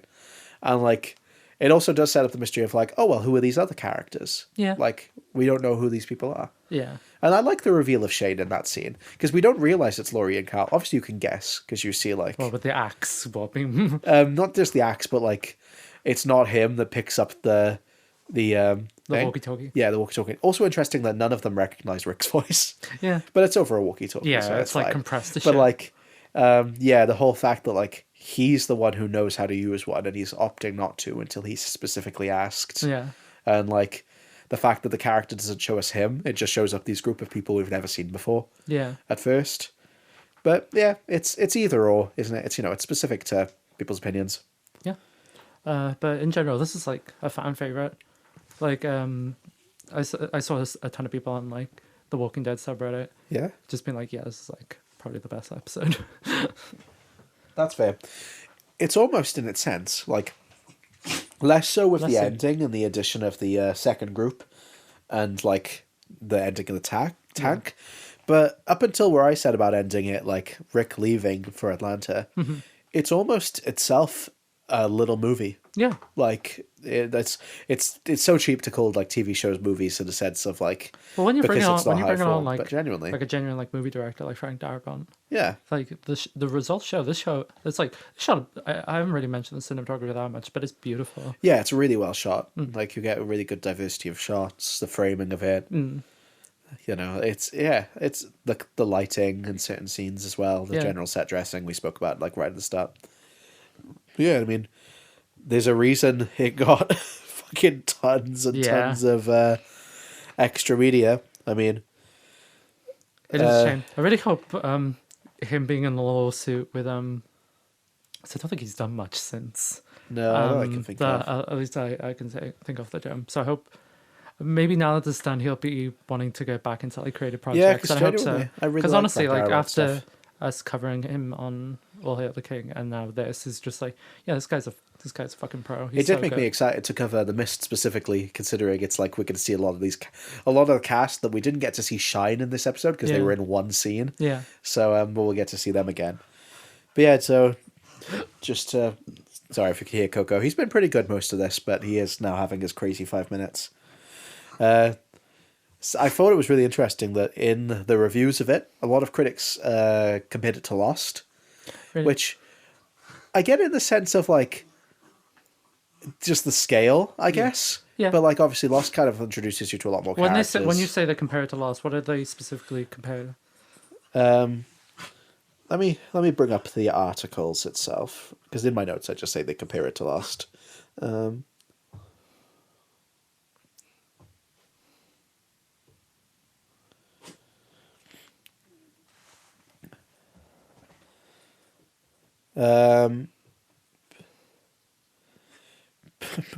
Funny enough, protagonist waking up in a new world after a significant event. Oh, okay.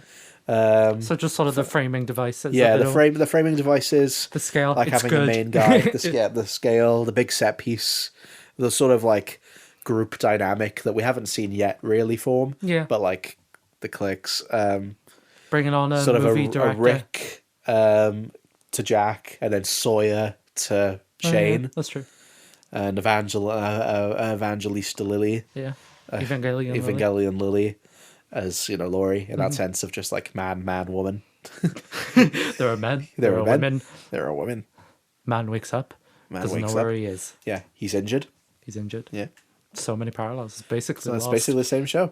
I mean, they're on an island. I suppose the United States. Well, not even just the United States, the whole of America. as a They're on continent, America. Yeah, So, that's an island if you think yeah, about it. it's pretty good. Yeah. There's so many parallels. So yeah, there we go. We compared it to Lost. Dude, we did it. We did it.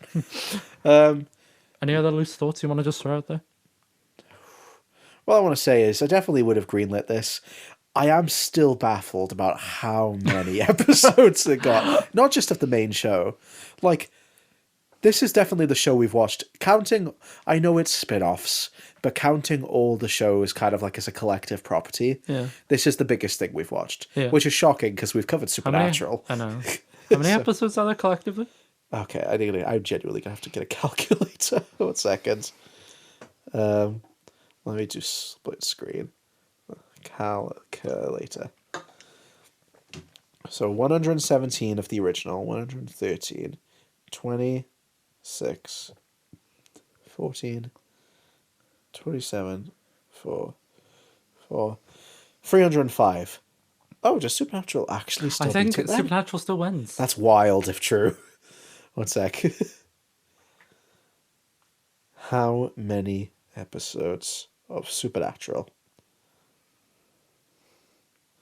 327. Supernatural still Supernatural winning. still wins. Wild, and that was with no spin-offs. No So, spin-offs. never mind Walking Dead. I'm sorry that I criticized you for being so long. Is there a Supernatural ride?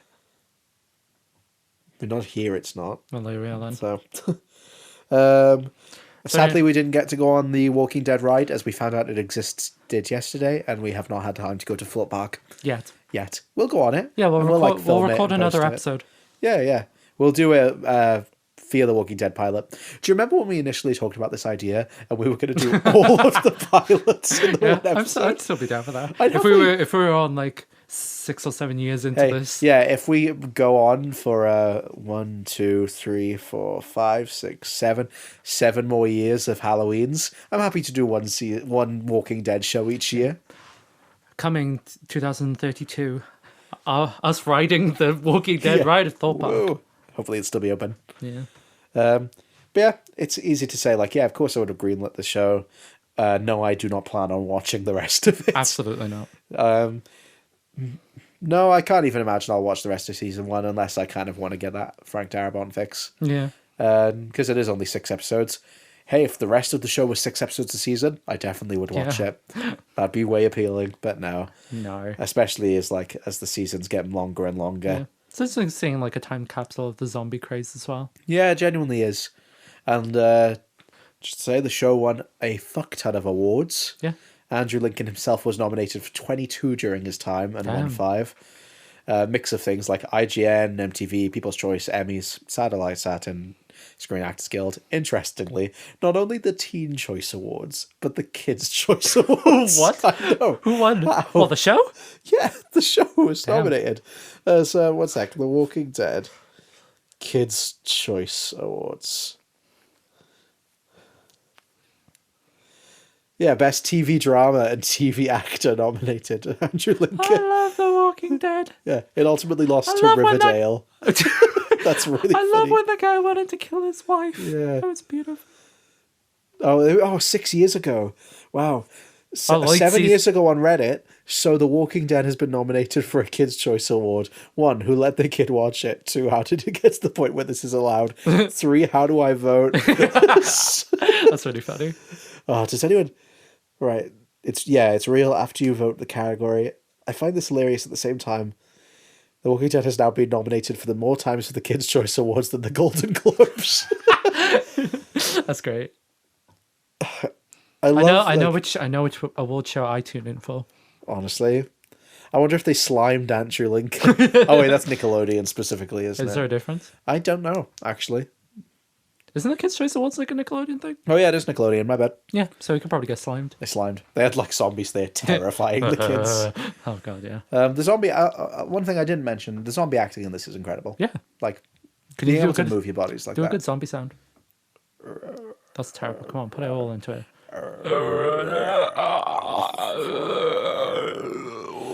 If I was a zombie, I'd be one of those fat fuckers from 28 years later. Well, the ones that are on the bottom of the fucking eating forest. worms. I'd be like that. I'd like to say you know I'd be that an one alpha, that but we know I'm not. you know that one everyone thought Killian Murphy was. Yeah, that'd be me. Oh, you're just so skinny. I'm just so skinny. Snatched waist. Yeah. I do love the idea of Cillian Murphy seeing people talk about that and being Like, like, what? the fuck? It's so mean. This is a complete tangent. I saw that Killian Murphy he played a trans woman in a movie once. Did he? Yeah, her name's well acclaimed. I gotta watch it. Interesting. Yeah, it looked kind of good actually. Yeah. I wonder if there's any trans people in The Walking Dead. Because we know The Last of Us has trans people. Oh yeah, I saw whilst doing some research for this that Yeah. fucking the New York Post, that really right wing newspaper. Yeah. They were complaining about the diversity of the show that that it was like putting off white viewers. That's really This funny. was like when it was like beginning to air, like season 2 and 3 as well. This is like pre them complaining about wokeness. That's really funny considering like Especially like where we are in the media sector as well. That's like kind of normal. But like seeing it back then, Yeah. it was just like, this is too diverse. Like, too what the fuck you diverse want is us? such a funny thing to say.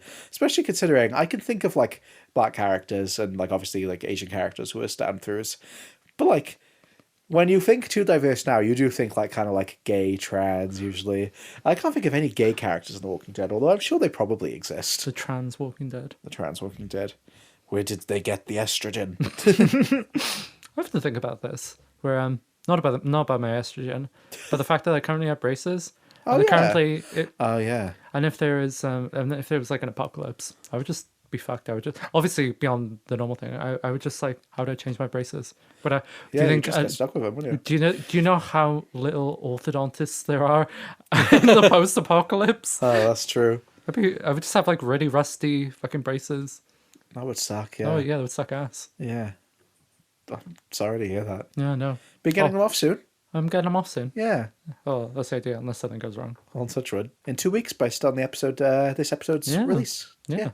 I'll be like The Walking Dead. I'll be going, because my fucking jaw will be unhinged. I think we should still do episodes with you while you post up. I just talk like this because I'll be like all puffy and shit. Yeah, that's when we will do I'll be the like Andrew ASMR Lincoln episode. in the hospital. Yeah. Just like I look to the corner. Like you're gonna come in and you're gonna be all blurry. I'm going to be like, You come in with you come in purposely with dead flowers to fuck with me.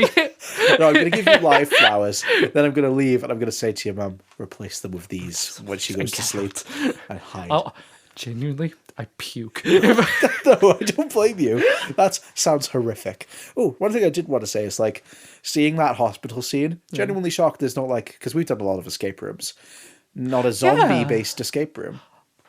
Like in a local area, considering there's like fucking 50 near I'm us. sure there is somewhere. I'm sure there is somewhere, but like I'm surprised there's not one like We should around do that. here. Yeah. We should make our own escape Like I room. can imagine a Walking Dead style escape room. Yeah. Because you can have like them based on the different locations as well, like hospital, prison. I mean, just general zombies. You could just kind of go like when we did the Saw escape room that was like not affiliated with Saw. Oh yeah. Yeah. It's like Sam. It's like Saw, but the M is. Yeah, I can't remember what they actually called it, but like yeah. So,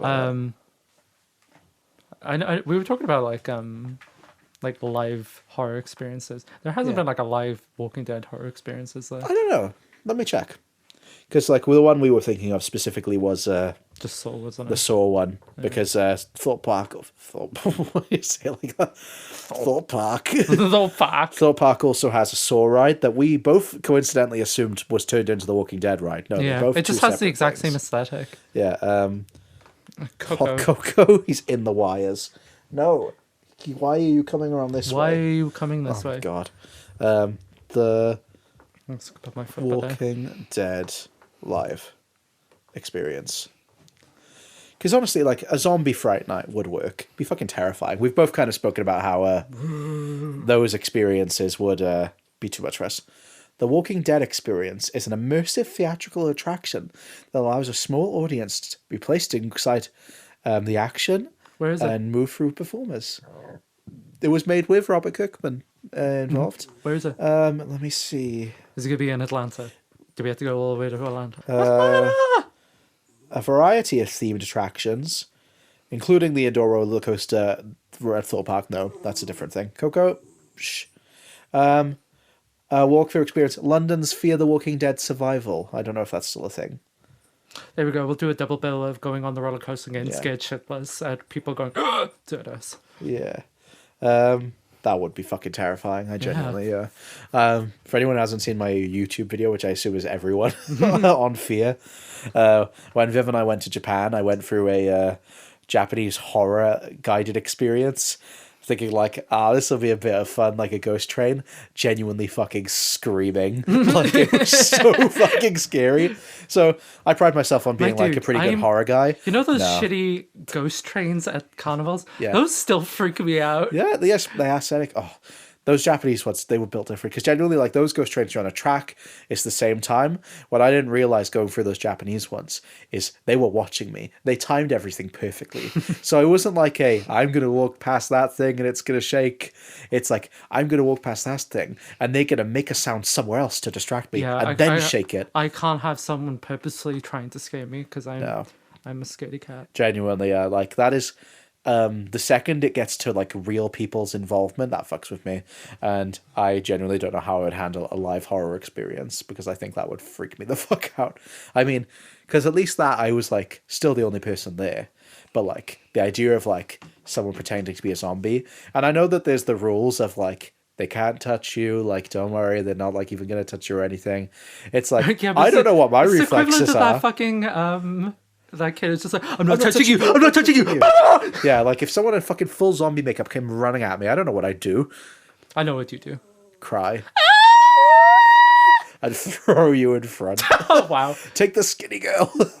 And then I'd try and run away, not be able to because I can't walk properly. And then I'd die as well with the guilt that I sacrificed you. That's great. You know how I die in a zombie apocalypse? I try and be the hero and save you. But then I would like fuck it up so severely that I die in an embarrassing way and you probably still die as well. No, I changed my mind and you trip and... Shit, no. No. Ah! Yeah. I'm just like Viv, quick, I'll save you. And then like I get you killed trying to save you. You like try to get over a wall and I lift you over. Yeah. And like, it's okay, I'll lift you, and I lift you over. No, wait, you push me back and I go flying. I somehow like send you backwards. Or like I push you over the wall and there's even more zombies on the other side. Like, I'm sorry. I'm sorry. This is controversial now. I still think The Last of Us is good. Yeah, I will say, when I was joking about the show earlier, I haven't seen the second series. I really like the first series of the show. I still haven't played the game. I don't know if I ever will at this point. That's fair. Just because it's like, I'd love to, but I know all the fucking details of those things. Yeah, it's Then kind of it's hard like- to take them out of their context. Unfortunately. I think I missed out by like not playing it when it came out, because I remember you did. Yeah. But it's I just had the red experience where there wasn't like a... Actually, no, there was no red experience. That thing was like getting shat on like a year before it came out. So yeah.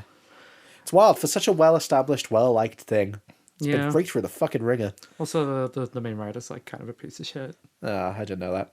That sucks. And also, there's a buff trans woman who killed my Yeah, that's awesome. killed my No, it'd be video cool if game daddy. That'd be cooler if that was a thing. Honestly, we were always on the losing side of that argument, because not only do we think buff trans women are cool as shit, we're all for like the main characters dying. Yeah. And it's like, no, I don't want him to die. And it's like, well, what's the fucking story then? Yeah.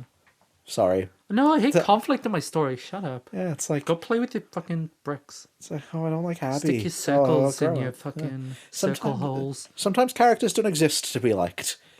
Yeah, this is like a common thing we bring up. It's Yeah, just like, it's yeah. fine if like a character's like a dick. Yeah. It's like kind of interesting. Genuinely. And like from what I know about the game, which is pretty much everything, not through my own will, Abby sounds like a very interesting character. It's quite interesting. Yeah. But anyway, Also, Bella Ramsey is fucking incredible as is it Ellie? No. Ellie? Yeah. Okay, fair enough. Incredible as Ellie, and I genuinely think that 90% of the criticism they get is just because they're queer. And I stand by that opinion. yeah. You haven't seen season 2 though. Yeah, I haven't. But it's like, oh, she doesn't look as old as Ellie does in The Last of Us Part 2 as she does in Season 2. It's like, yeah, because that's a video game and this is real passage of time. I don't know what to tell you. What are they going to do? Yeah, Wait to film it, I guess? I guess they could do that. I guess. Is it Pedro Pascal in that show? Yeah. Funny. This is why It's bad. Yeah. Yeah, it's got 2 gay people in it. Okay, we should leave it there. And with that... With that, Sorry if my... Actually, no, I'm not sorry if my opinion's offended you. that's it. Stick up for yourself. I think buff trans women Listen, are hot if they as go shit. this far, Yeah, if they go, true. actually, fuck these guys. Episode 13 is where it went too woke on Yeah. First Time Flyers. Fucking, I love cops and I hate trans people. Don't take this out of context.